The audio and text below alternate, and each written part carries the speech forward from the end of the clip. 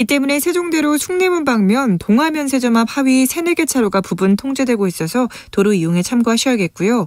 강변북로 일산 쪽으로는 월드컵대교에서 가양대교 쪽으로 고장난 차량이 2차로를 막고 서 있어서 정체 심합니다. 이전에도 청담대교 북단 부근에서 사고가 나서 잠실대교부터 청담대교 쪽으로 속도 내려가고요. 고속도로에서는 중부 내륙고속도로 창원 방면 여주분기점에서 감곡 부근 7km 정체입니다. 또 경부고속도로 서울 방면으로는 옥산분기점에서 청주 휴게소 부근 6km, 또 안성휴게소에서 남사 진위나들목 4km 밀리고 달래내에서 반포나들목 구간 지나기도 어렵습니다. 반대 부산 쪽으로는 망양휴게소부터 목천나들목까지 12km 구간의 차가 가장 많고요. 이 전후로는 구간 서행 흐름 보이고 있습니다. 또 서해안고속도로는 양방면 모두 상습 정체 구간에서만 밀리고 있는데 서울 쪽으로는 일찍에서 금천까지, 반대 목포 쪽으로는 서평택에서 서해대교 부근 5km 구간 속도 떨어집니다. KBS 교통정보센터에서 김한나였습니다.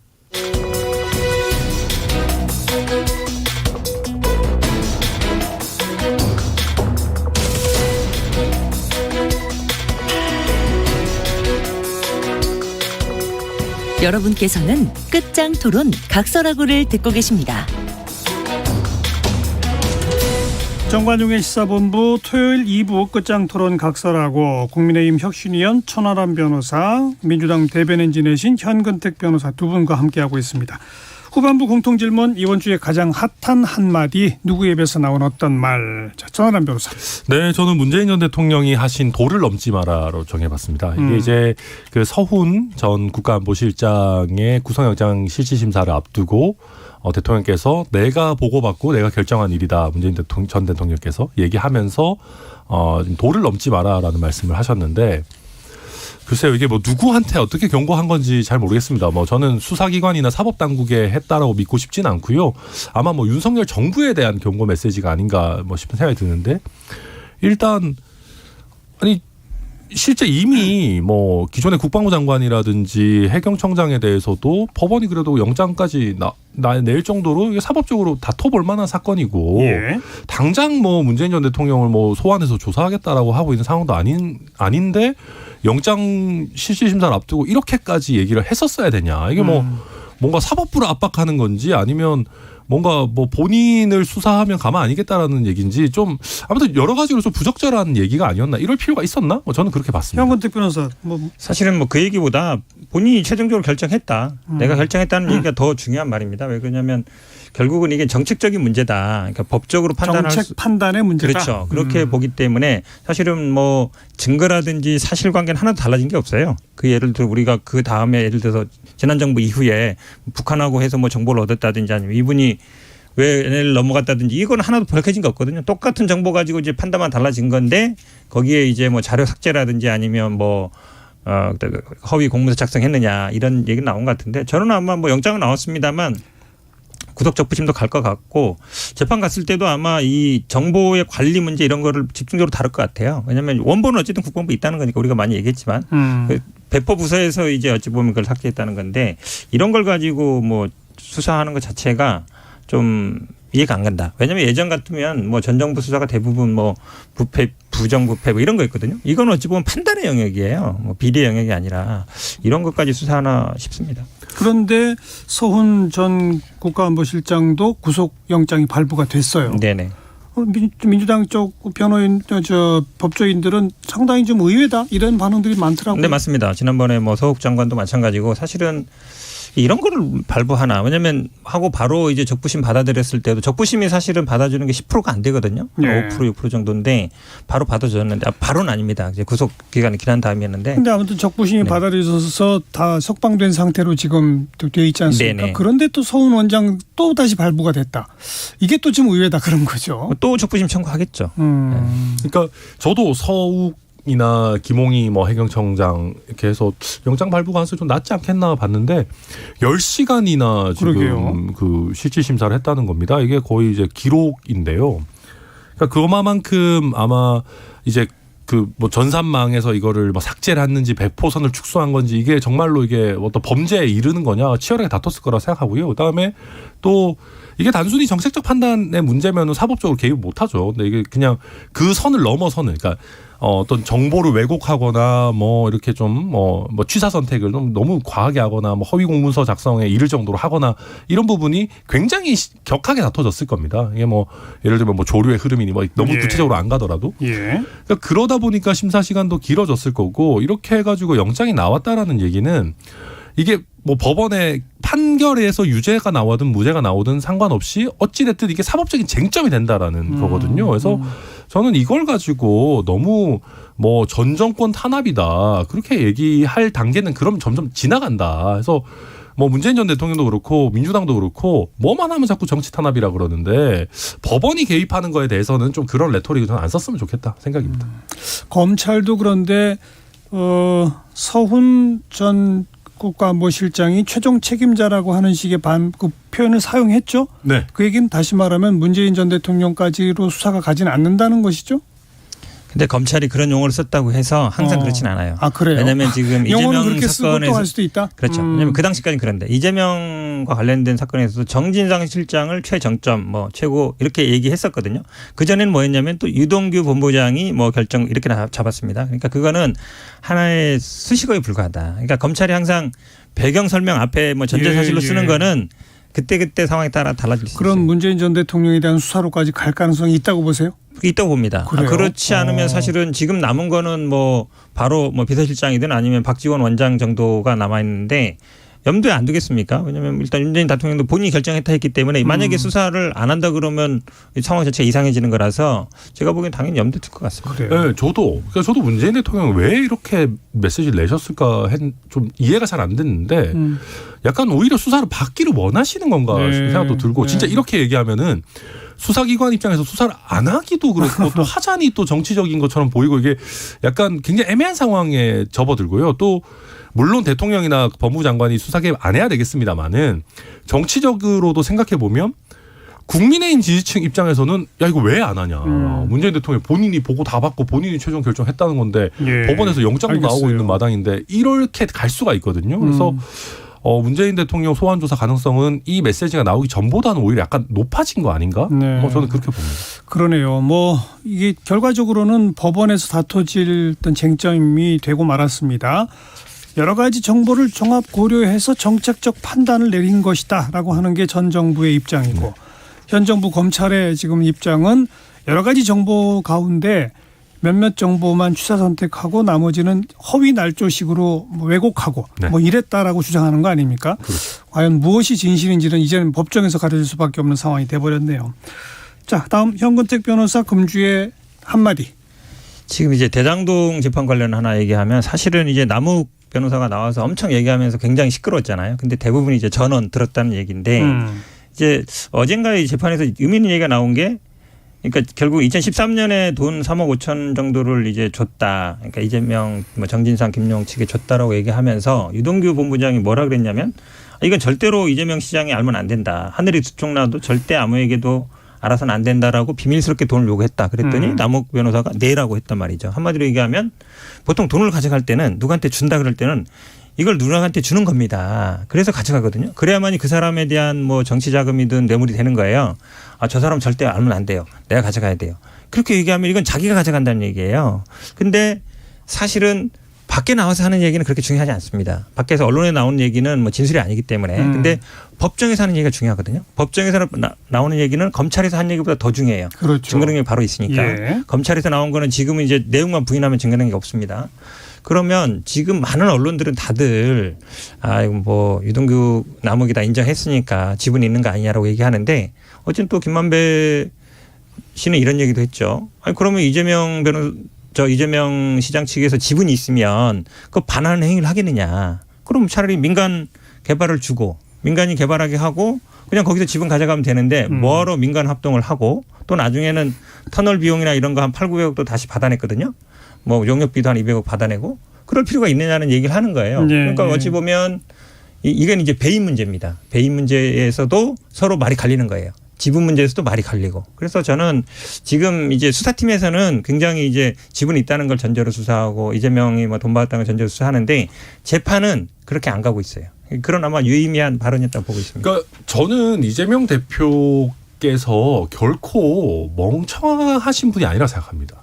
그러니까 예를 들면 정말 나를 뭐 이재명 대표를 위해서 정치자금을 만드는 경우에도 이재명 대표를 보호해야 되는 상황들이 있을 겁니다. 이거는 본인이 직접 개입하거나 뭐 요구하거나 알거나 심지어 그래서는 안 된다라고 밑에 있는 분들이 보호막을 쳐주는 경우들이 있을 거고요. 그런데 그렇다고 해서 그럼 그 사람이 영원히 그걸 모를까? 그거는 좀 한번 생각해 봐야 되는 부분이고, 그리고 그 사람을 보호하는 부분도 있겠지만 조금 더 적극적으로 이재명 대표의 인식이 있는 상황에서 뭐 돈을 쓰고 뭐하고 하는 경우들도 있을 수 있습니다. 워낙 뭐 왔다 갔다 하는 돈들이 많다라고 하고 있으니까 그거는 좀 구체적으로 따져봐야 되는 부분이라고 생각하고요. 그다음에 이제 대장동 얘기 너무 오래 했습니다마는 뭐 민관 합동이니 뭐 터널이니 이런 것도 보면 다 나름대로 이유가 있는 겁니다. 민관으로 해야지 이게 싼 값에 수용도 할 수 있고 뭐 또 터널도 뚫어야지 사업성 더 높아지고 더 비싸게 분양할 수 있고 뭐 여러 대칭되는 논리들이 있거든요. 그래서 우리가 전체 줄기들을 보면 남욱이나 김만배나 뭐 유동규나 이런 사람들이 이제 점점점 뭔가 그래도 우리가 정치 목적으로 돈을 내기는 냈다. 이걸 뭐 이재명 대표가 알았든 몰랐든 그런 쪽으로 점점 수렴돼 가고 있는 과정 아닌가 저는 뭐 그렇게 봅니다. 근데 이재명 대표가 알았는지 몰랐는지 심지어는 지시했는지 안 했는지 이제 여기까지 가겠죠. 아니 그렇게 수사를 하겠죠. 그러니까요. 근데 모든 수사가 사실 대장동 수사가 거기서 뭐 100억 뭐 협박해서 받은 사람 아니면 120억 받은 사람들도 다 조사받으러 가면 이재명 여기만 물어본다는 거예요. 예. 다른 뭐 예를 들어 돈을 뭐 100억 예, 받았든 예. 200억 받았든 그 밑에 7호 8호들도 막 100억 200억 받은 사람도 있잖아요. 아무도 관심 없어요. 그냥 이재명이 돈 줬다고 얘기해라. 이것만 얘기하고 있거든요. 당연히 그걸로 가겠죠. 근데 지금 뭐 김용 사건이나 지금 정진상 사건들도 보면 다 이제 유동규가 줬다는 거잖아요. 유동규나 남욱이 줬다는 건데 모르겠습니다. 앞으로 이제 재판을 지켜봐야 되겠습니다만 저도 관여하고 있으니까 특별한 물증은 없는 것 같습니다. 아니 뭐 일단은 사실은 정진상이나 김용이나 이런 분들이 입을 여는 데까지 시간이 걸리겠죠. 뭐 갑자기 태세 전환해가지고 뭐 다 이재명 대표가 시켰고 뭐 입을 열까요?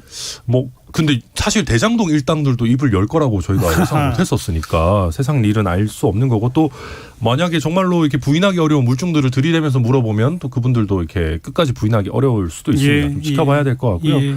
다만 저는 그런 겁니다. 그러니까 민주당에서 이상민 장관을 비판하면서 무슨 법조인 정권이냐, 법적 책임 없으면 뭐 아무것도 책임 안 지려고 하냐 이렇게 하는데 그 논리가 똑같이 이재명 대표에게도 적용될 수 있거든요. 아니 본인 최측근 오른팔 왼팔이 예. 구속됐는데 맞습니다. 그러니까 지금 박영선 전 장관 같은 경우도 KBS 라디오 그러니까. 나와가지고 아이고 분당 가능성까지 있다라는 얘기 하던 거 아니겠습니까? 그 민주당 내 분위기는 현근택 변호사가 지금 박영선 전 장관 또 서른 의원 뭐 이런 분들의 어떤 발언들이 쭉 이어졌기 때문에 네네. 어떻습니까 분위기가? 뭐 박영선 전 장관이나 서른 의원은 원래 뭐 쓴소리 하시는 분들인 것 같고 이게 사실 다수는 아니고요. 그러니까 이재명 대표도 뭐 본인에 대해서 만약에 이게 수사가 안 이루어지고 예를 든다면 모르겠지만 지금 다 아시잖아요. 대장동 뇌물 정치자금 배임 다 서울중앙지검은 이재명 대표를 향하고 있고, 그다음에 뭐 수원에서는 쌍방울 사건도 다 어찌 보면 이재명 관련된 것만 하고 있어요. 원래는 예, 쌍방울 변호사 대납 사건이었는데 뭐 변호사 얘기는 이제 하나도 안 나오는 것 같고, 그다음에 뭐 성남 FC 사건, 성남 지청에 있는 사건도 마찬가지죠. 그럼 본인에 대한 뭐 수사가 예정돼 있는 상황에서 지금 갑자기 뭐 얘기하는 건 그런 것 같고, 아마 본인에 대해서 뭔가 뭐 기소를 하거나 한다 그러면 뭐 할 수 있다고 봅니다. 조사 받은 다음에 하겠죠. 결과가 나오거나 이러면. 근데 당내에서 이거를 분리해서 대응해야 된다는 분들은 제가 보기에 많지 않아요. 거의 별로 없다. 왜 그러냐면 이게 한 개인에 대한 문제가 아니에요. 앞에서 우리 서해 사건도 얘기했지만 문재인 전 대통령도 수사 삼고 있고, 예. 아마 제가 보기에 뭐 윤석열 대통령이나 지금 검찰이 뭐 한 사람만 가지고 하겠느냐. 그러니까 민주당에 있는 대부분의 의원들이 본인들도 수사 대상이 될 수 있다라는 어떤 위기감이 있기 때문에 그렇게 나오진 않을 것 같습니다. 아무튼 진짜 이 수사 계속해서 꼬리에 꼬리를 물고 정치쟁점으로 이어질 것 같습니다. 그럴 수밖에 없는 것 같고요. 자, 또 하나 좀 따져볼게. 민주당이 방송법 개정안을 지금 상임위에서 단독 처리하지 않았습니까? 네네. 핵심은 지금 이제 뭐 7대4 내지는 뭐 6대3 이런 식으로 MBC, KBS의 이제 이사진 구성이 돼서 여당 입맛에 맞는 사장을 선임하는 이 현재의 구조를 바꿔보자.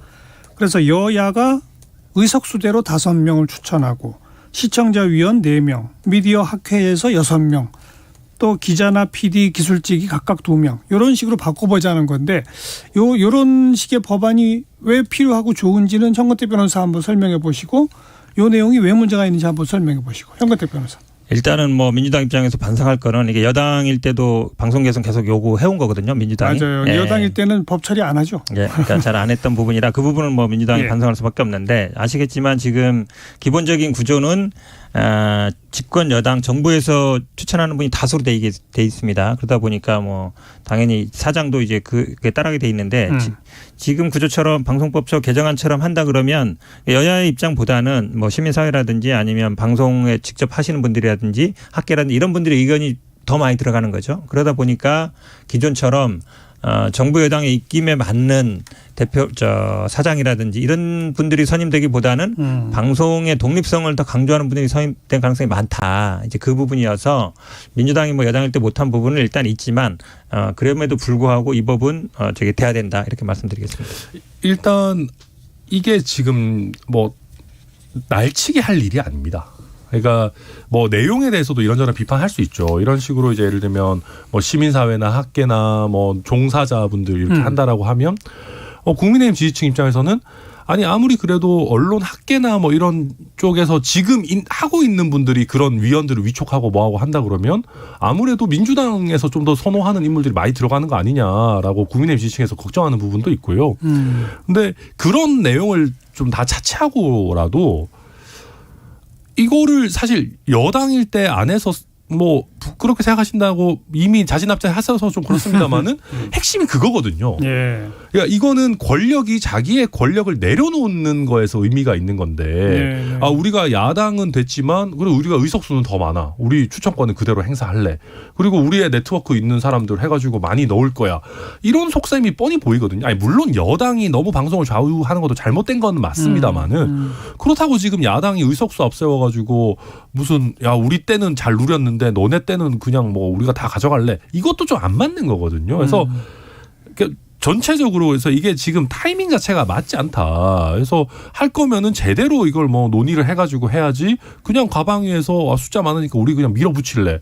이러면은 법사위에서 그럼 김도우 법사위원장 가만히 있겠습니까? 또 평행선만 달리는 거거든요. 그래서 전체적으로 이 논의가 전혀 건강하지 않다. 저는 그렇게 봅니다. 여당 때는 여당의 힘으로 기존 법을 누리고 네. 야당 되니까 그 사장짜리 다 넘어갈 것 같으니까 또 다른 안을 낸다. 한마디로 그런 그렇죠. 거네요. 네. 그러면 이제 국민의힘은 이제 어쨌든 KBS, MBC에 본인들이 원하는 사람들을 사장 심기 위해서 반대하는 거냐 이제 이런 얘기밖에 할 수 없는 돌고 도는 거죠, 사실. 그렇죠. 네. 근데 사실은 이 법안에 반대하는 건 기존 법대로 하자는 거 아니냐? 그렇죠. 한마디로 그건 얘기하면 자기 우리도 입맛대로 우리 하자는 마음에 겁니다. 드는 사람 사장 선임해야 되겠다 예. 이렇게 얘기하는 거랑 마찬가지인 거예요. 그런데 그렇죠. 이게 물론 뭐 민주당 때도 했으면 좋겠습니다만 이게 항상 논란은 되는데 그러니까 여야의 그 비중을 줄이자는 거예요. 핵심적인 게 여야 그러니까 시민사회라든지 아니면 뭐 학계라든지 방송계에 있는 분들이 다 민주당 편이다. 그건 제가 보기에 성립이 안 되는 다 거고. 그렇지 않겠죠. 네. 그다음에 사실은 이게 지금 아마 국민의힘에서는 두 개 그러니까 야당 입장에서는 두 개 산이 있죠. 법사위라는 산과 거부권이라는 산이 있는데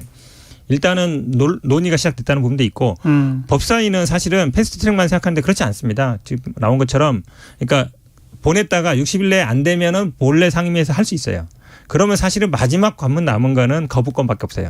국회 통과 가능성은 있다. 그렇죠. 마지막 통과 관문은 그게 대통령 거부권밖에 없는데 제가 보기에 법사위는 60일이면 되니까 해결되는 부분이라 그러면 대통령이 거부권 행사할 거냐 이 문제가 남거든요. 근데 예를 들어서 정치적인 문제라든지 아니면 본인들에 대해서 뭐 해임이라든지 이런 것들은 어느 정도 이제 명분이 설 수 있는데 예.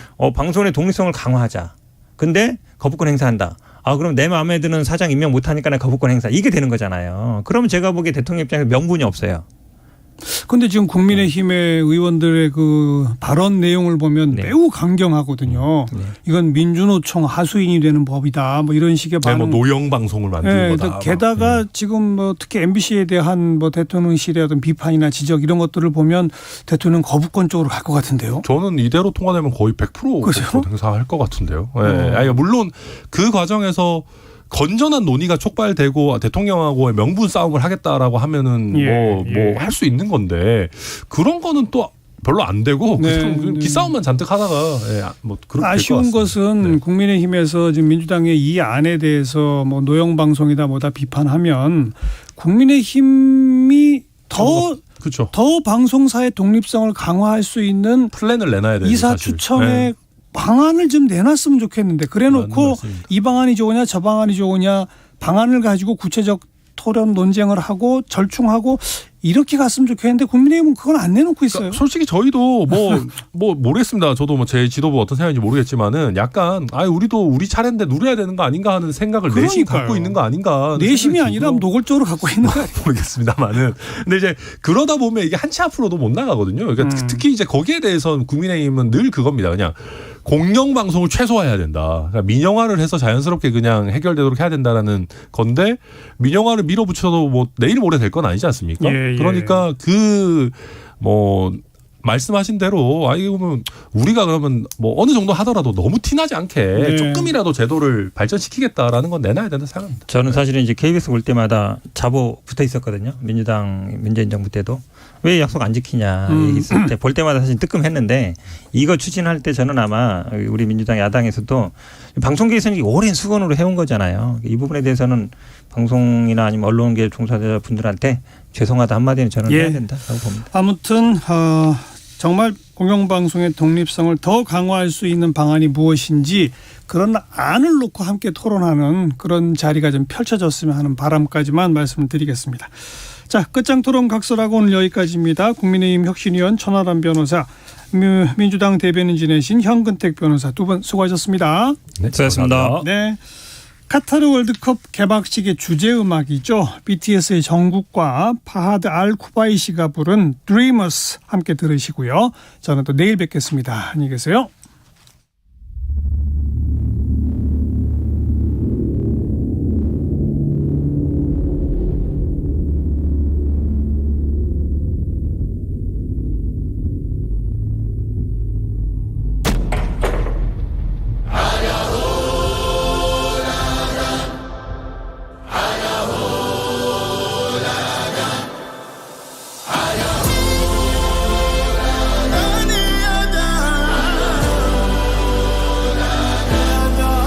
Look who we are the dreamers.